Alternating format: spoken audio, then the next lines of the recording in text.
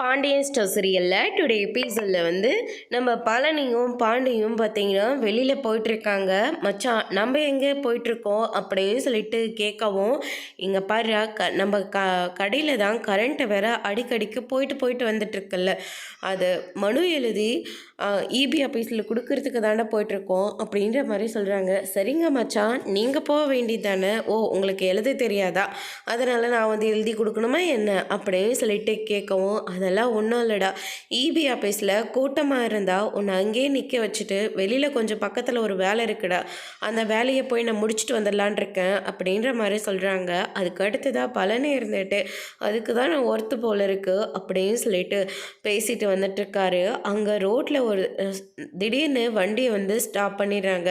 அதுக்குள்ளவா EB office வந்துருச்சு அப்படின்னு சொல்லிட்டு பழனி தேடவும், என்ன மச்சான் அதுக்குள்ளவா இபி ஆஃபீஸ் வந்துருச்சு அப்படின்னு சொல்லிட்டு கேட்குறாங்க. அதெல்லாம் ஒன்றும் இல்லைடா, அங்கே பாரு அப்படின்னு சொல்லிட்டு செந்தில் அங்கே ரோடு போகிறதுக்காக அளவு எடுத்துட்ருக்காங்க. அதை பாண்டி பார்த்தோன்னு ரொம்பவே ஷாக் ஆகுறாங்க. செந்தில் பேசினது எல்லாத்தையும் நினச்சி பார்க்குறாங்க. என்ன மச்சான் பிள்ளை வேலை செய்கிற அழகு ரசித்து பார்த்துட்ருக்கீங்க, அதை நேரடியாக அவங்ககிட்டே நீங்கள் பாராட்டலாம்ல அப்படின்ற மாதிரி சொல்கிறாங்க. ஓ அப்படியா, அவனை பாராட்டணும்ல, சரி நீ போய் அவனை வர சொல்லு அப்படின்ற மாதிரி சொல்லிடுறாங்க. இதோ கூட்டிகிட்டு வந்துடுறேன்.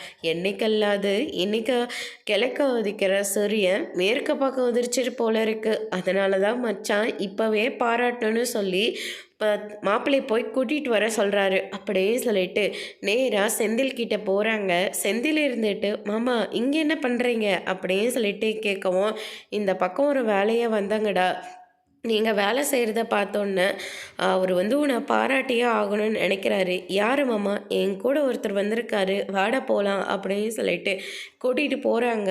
பார்த்தா அங்கே பாண்டியன் இருக்காரு. பாண்டியனை பார்த்தோன்னே பயங்கரமாக ஷாக் ஆகுறாங்க. சொல்லுங்கள் என்ன விஷயம் அப்படின்னு சொல்லிட்டு கேட்கவும், கொடைக்கானலில் ஒரு ஷொட்ரு வாங்கினாங்களே உனக்கு ஞாபகம் இருக்கா?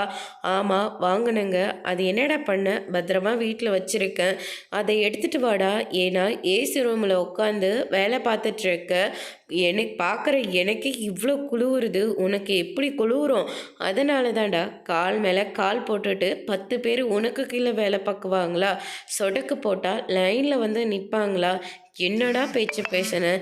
இங்கே பாரு, செய்கிற எந்த வேலையும் நான் எப்போவுமே குறை சொல்ல மாட்டேன், செய்கிற தொழில் தான் நமக்கு எல்லாமே, அதுதான் நம்ம குடும்பத்தையும் வாழ வைக்கும்.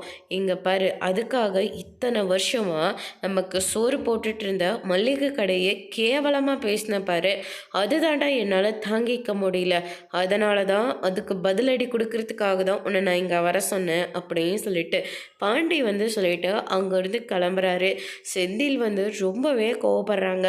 பழனி இருந்துட்டு என்னை தப்பாக எடுத்துக்காத மாப்பிள்ள, இவர் பாராட்டுவார்னு தான் நினச்சேன், ஆனால் உன்னை இவ்வளோ பேசிட்டு போவார் நான் கொஞ்சம் கூட எதிர்பார்க்கவே இல்லை, என்னை மன்னிச்சிடு மாப்பிள்ள அப்படின்னு சொல்லிட்டு அங்கேருந்து பழனியும் கிளம்புறாங்க. கூட வேலை செய்கிறவங்கெல்லாம் செந்திலவே பார்த்துட்ருக்காங்க. செந்திலுக்கு அவமானம் தாங்கிக்கவே முடியல.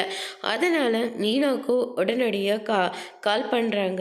எங்கே இருக்க அப்படின்னு சொல்லிட்டு கேட்கவும், வேறு எங்கெங்க இருப்பேன், ஆஃபீஸில் தாங்க இருக்கிறேன், ஒருத்தர் என்னை ரேகிங் பண்ணிட்டு போகிறாங்க.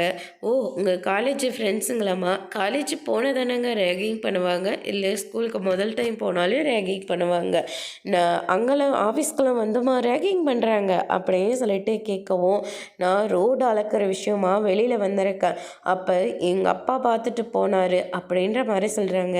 என்ன அப்பாவா அப்படின்னு சொல்லிட்டு பயங்கரமாக ஷாக் ஆகுறாங்க.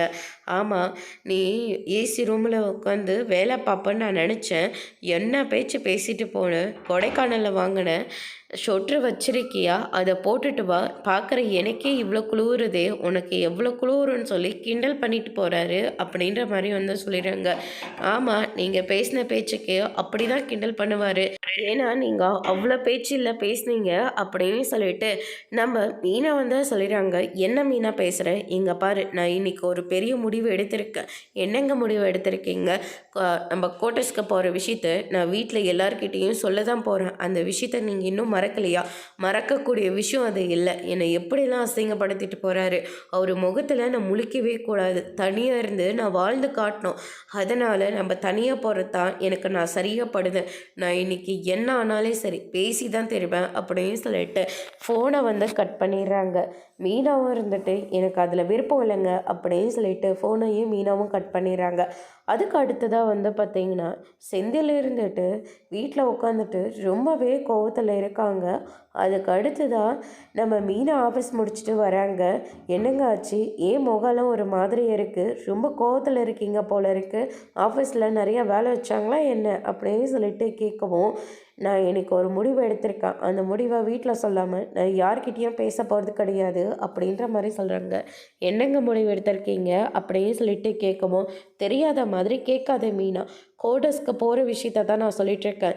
நீங்கள் அது இன்னும் மறக்கலையாங்க? எதுக்குங்க மறுபடியும் அந்த விஷயத்த பேசி ஆகணும்னு சொல்லிட்டு இவ்வளோ பிடிவாதமாக இருக்கீங்க? அவர் என்ன பேச்சு பேசினாருன்னு தெரியும் தானே அப்படின்ற மாதிரி சொல்கிறாங்க.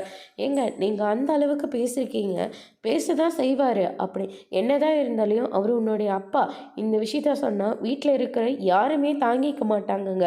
ஏங்க சொன்னால் புரிஞ்சுக்கவே மாட்டேன்றீங்க அப்படின்னு சொல்லிட்டு மீனா வந்து கேட்கவும், என்னதான் மீனா நீ புரிஞ்சுக்கல அப்படின்னு சொல்லிட்டு பாண்டியன் வந்துடுறாரு. கோமதின்னு சொல்லிட்டு கூப்பிடுறாங்க.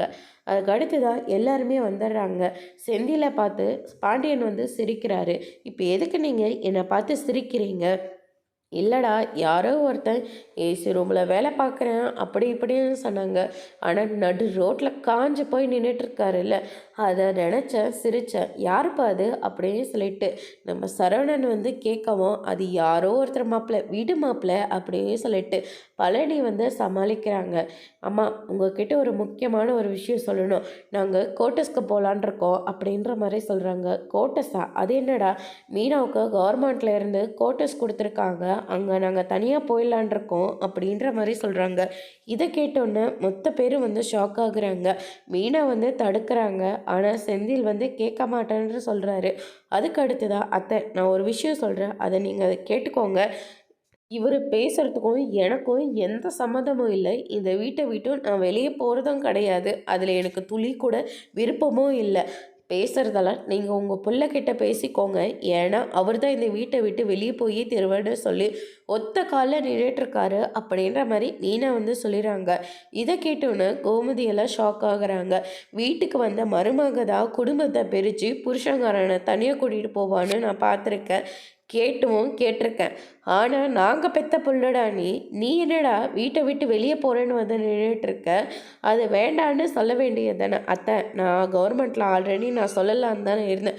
ஆனால் இவர் தான் கொஞ்ச நாள் இரு, எதையும் சொல்லாத, வேண்டான்னு சொல்லாதன்னு சொன்னார். ஆனால் திடீர்னு இவர் வந்து நம்ம தனியாக கோட்டஸ்க்கு போயிடலான்னு சொல்லி பிடிவாதமாக இருக்கார். ஆனால் நான் போகிறதுல முடிவு எடுத்துட்டேன் அப்படின்ற மாதிரி சொல்கிறாங்க. அதை கேட்டோன்னே வீட்டில் இருக்கிறவங்க எல்லாருமே ஷாக் ஆகுறாங்க. இந்த வீட்டில் உனக்கு என்னடா குறை வச்சோம்? எதுக்காக வீட்டை விட்டு வெளியே போகிறேன்னு நீ சொல்லிட்டு இருக்க அப்படின்ற மாதிரி கோமதி கேட்கவும், அதுக்கு அடுத்ததாக நம்ம சுகன்யா இருந்துட்டு செந்தில் தம்பி சொல்லியிருக்க மாட்டார், வேணா மீனா வந்து செந்தில் தம்பி மூலமாக சொல்ல வச்சிருக்கலாம் அப்படின்னு சொல்லிட்டு சொல்கிறாங்க. இங்கே பாருங்கள், எனக்கு விருப்பமாக இருந்தால் நானே வீட்டில் ஆல்ரெடி நானே சொல்லிடுவேன். ஆனால் எனக்கு இதில் விருப்பம் இல்லை. அதனால தான் நான் வீட்டில் யாருக்கிட்டேயும் சொல்லலை. இவரை வச்சு பேசணுன்னு எனக்கு எந்த அவசியமும் இல்லை அப்படின்ற மாதிரி மீனா வந்து சொல்லிடுறாங்க. அம்மா, இங்கே வீட்டில் நெருக்கடி அதிகமாக இருக்கா ஆளுங்க சேர்ந்துக்கிட்டே போகிறோம். அதனால தான்ப்பா தனியாக போகலான் இருக்கு. ரொம்ப தூரம்லாம் இல்லை. இங்கே வந்து போகிறதுக்கு ஒரு 10 நிமிஷம், வரத்துக்கு ஒரு 10 நிமிஷம், அவ்வளோதான். மற்றபடி உங்களுக்கு தோணாவோ வந்து பாருங்கள், எங்களுக்கு தோணா நாங்கள் வந்து பார்க்குறோம் அப்படின்ற மாதிரி வந்து சொல்கிறாங்க. நீ போகக்கூடாது அவ்வளோதான் அப்படின்ற மாதிரி வந்து சொல்கிறாங்க. அம்மா, ஓவராக சீனெல்லாம் போடாதீங்க அப்படின்னு சொல்லிட்டு செந்தில் வந்து சொல்கிறாங்க. செந்தில் சொன்ன வார்த்தையை கேட்டோன்னு கோமதி எல்லாம் ஷாக் ஆகுறாங்க. அதோட இன்னைக்கான எபிசோட் முடிச்சிருக்காங்க. இனி பாண்டியன் ஸ்டோரில் அடுத்தடுத்து என்னெல்லாம் நடக்க போகுதுன்றதை வெயிட் பண்ணி பார்க்கலாம். தேங்க்யூ.